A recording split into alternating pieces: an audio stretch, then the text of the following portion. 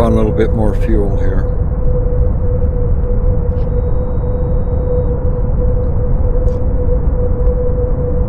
That should be plenty.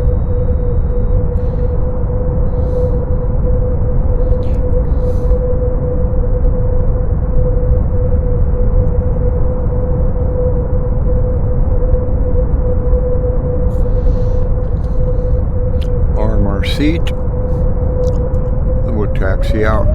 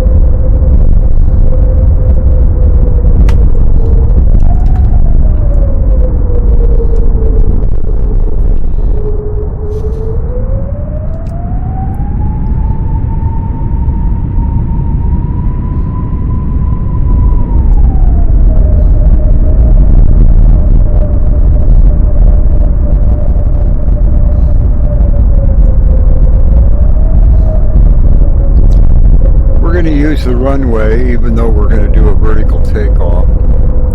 Hopefully, Father willing.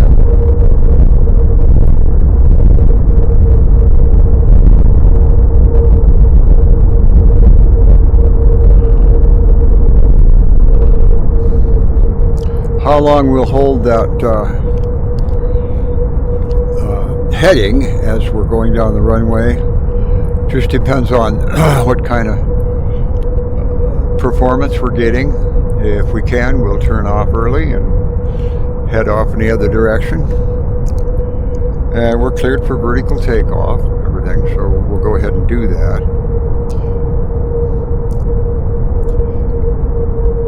Okay, we're at 100%. A little bit heavy now.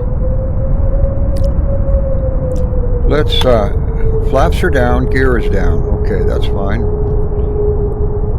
That's all we need to know at this point.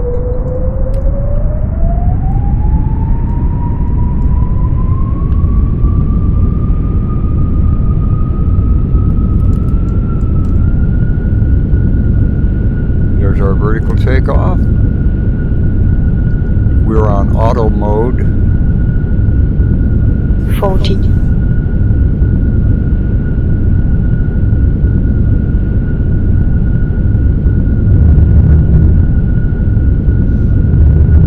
Go ahead and put our gear up.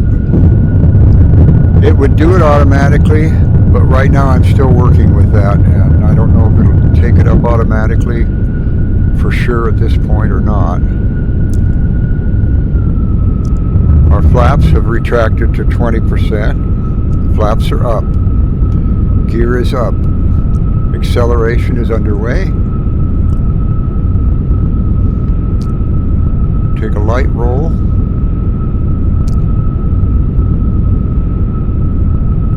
We're getting a little correction from our autopilot.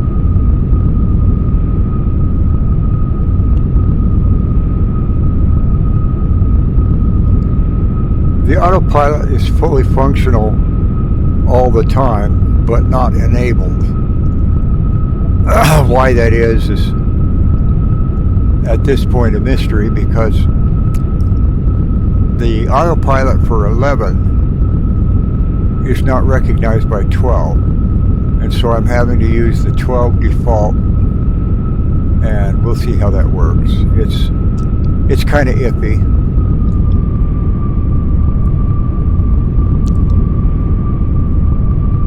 But I feel very fortunate to even get it to fly at 12.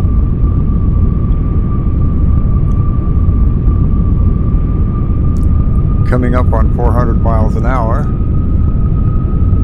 or 400 knots, I should say.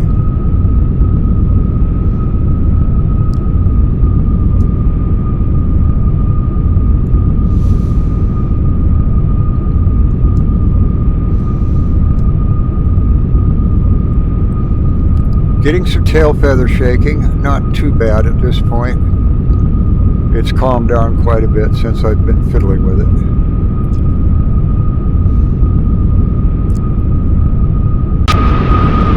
You can see it there.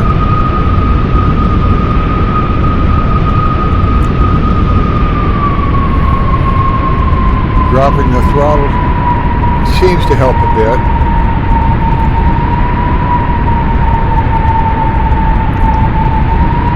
It may be an airfoil update, or it could be a fault of the autopilot. I don't know. I haven't been able to isolate it as yet. We'll kick it in the pants. Let it run out here.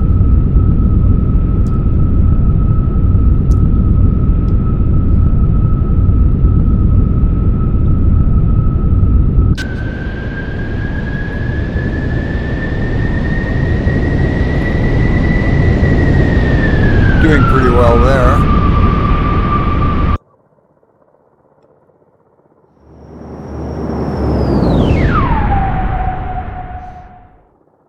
It's a nice plane. It works well.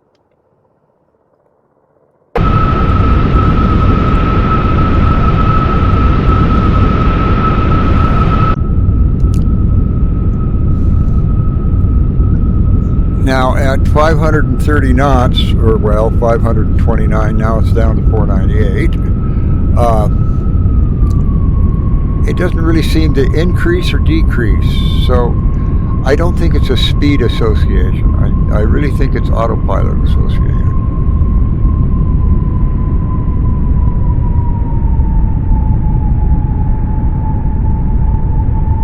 But for all intents and purposes, at this point, the plane's flying well. It's taking off and landing without crashing too much, unless I just get really stupid really quick. The autopilot keeps trying to correct the roll rate. It senses an out of control aircraft and kicks it back the other way, you see. That's why I say everything's tied to that autopilot. I think once that's straightened out, I think it'll be quite usable in 12. And I'm trying different combinations.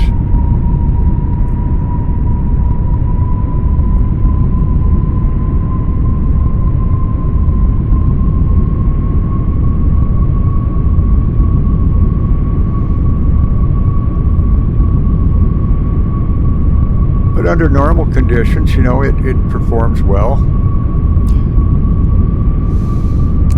It's not at all a difficult plane to fly.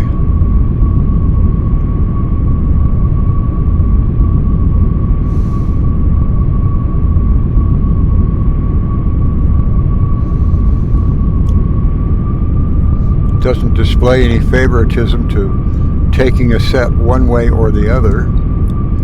So I think the trim is about right on it. I can fiddle with the trim a little bit more, but I don't really deem it necessary at this point.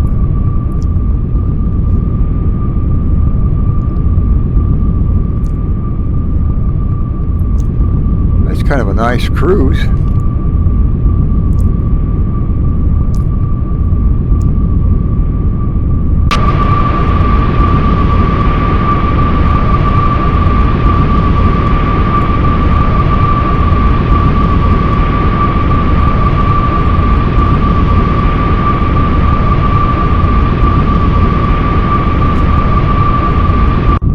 All in all, fairly well behaved.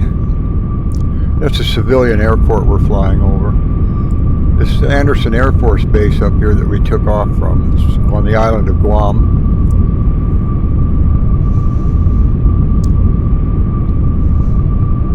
Now, rather than flying the pattern, I'm going to go ahead and do a no-no because I'm going to go straight in and pretend that I've got clearance for a vertical landing.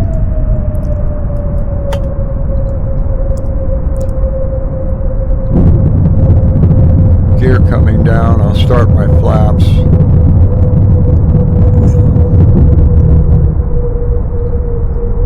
The plane should finish my flaps for me. There comes auto mode. Now, if you noticed, we're getting an angle to our thrust vectoring right now. There come the flaps. I can hit a speed brake and drop it further. That should extend more on the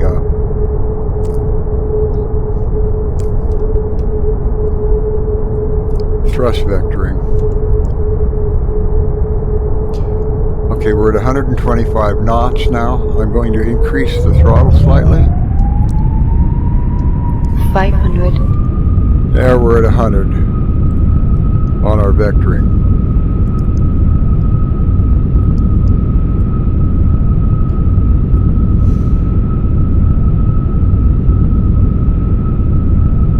And as I get lower, I'll pick up on the stick and increase the throttle again.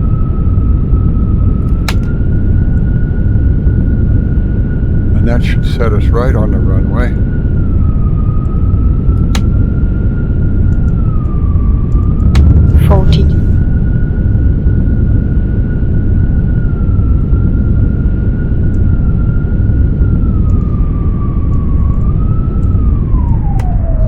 And there we are. Vertical takeoff, vertical landing. And we're in about the same spot we took off from. So I feel encouraged by that. Let's move our vectoring back up just a bit. About 71 degrees would be fine. Make a turn here.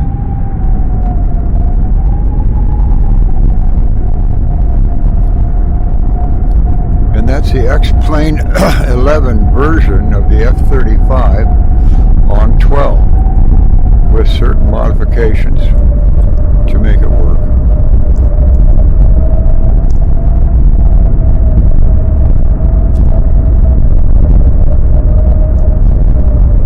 But see, with that vectoring change like that, that gives us taxi.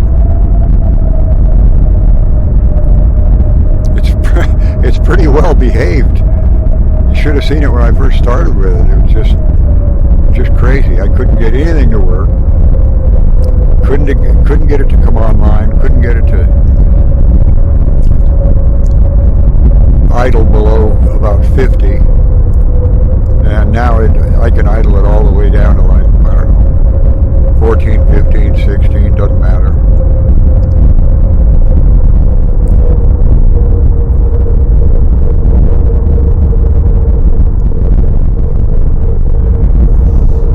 A lot of suggestions from other owners that are trying it. So I want to express my appreciation for those guys. And some of the settings I'm using I picked up from Dan Hopgood's introduction of the Harrier 8V8B, because it too uses a thrust vectoring. So I was able to glean some knowledge there.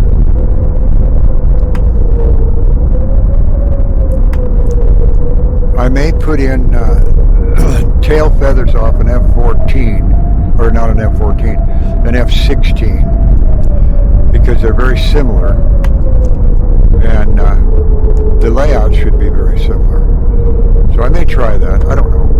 But these are some of the ideas I'm playing around with, so you can get an idea there.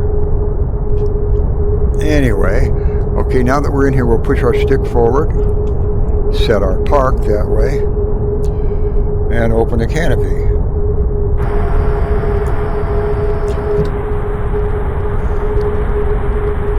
Well, thanks for taking a look. It's a fun thing to do. Fun thing to fly. Now, we shouldn't have a pilot in here now. He should be gone. Yeah, he's gone. There it is. And that was flown. I'll jump in there.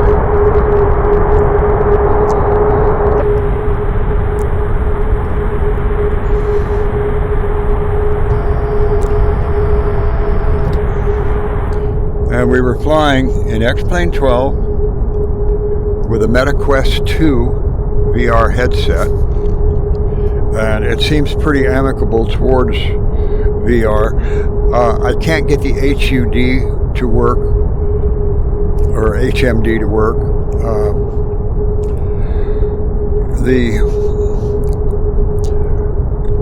All this stuff, the HMD and everything else will work with just a mouse pointer, but I don't have the mouse pointer enabled, and so I can't get my afterburner on yet. But if I fly it without the headset, I can get the afterburner on, I can get the HUD working, HMD, I'm sorry, and everything works fine. In the meantime, I get the same information off the screen anyway, so it's not really a big hassle. So, anyway, hope you could glean something from that, because the guys have sure helped me, I'll tell you. Anyway, thanks for taking a look.